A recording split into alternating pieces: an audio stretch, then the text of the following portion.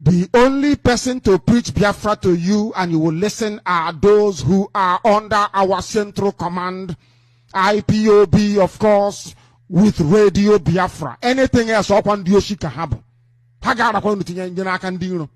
must warn you. These are vultures and they are vagabonds that are very poor and wretched. They think Biafra is the means through which and by which they can survive. These are wretched people and failures in their field of endeavor. Don't say I did not warn you. Don't say this persecution of the Igbo people, this orchestrated, almost global persecution of the people stops with me. It cannot happen. It can never happen. That is why we do what we do. That is why I do what I do.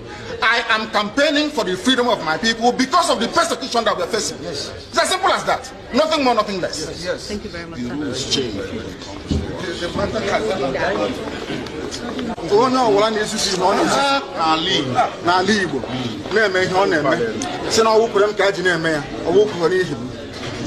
I love my people very much and they know it. I don't want all this, anybody involved.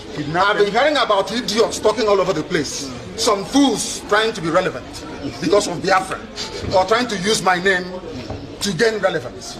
I don't want it. I don't want any killings, no kidnapping. All this nonsense are alien to us as a people. I don't know where these animals came from. They are taking advantage of the fact that I'm in detention. But it will soon end. It will soon end. They know what IPOB stands for. IPOB is one family. Any idiot trying to leech on IPOB, trying to use the name of IPOB, trying to subvert the will of the people, our principles and our core values, that person has a lot to contend with when the time comes.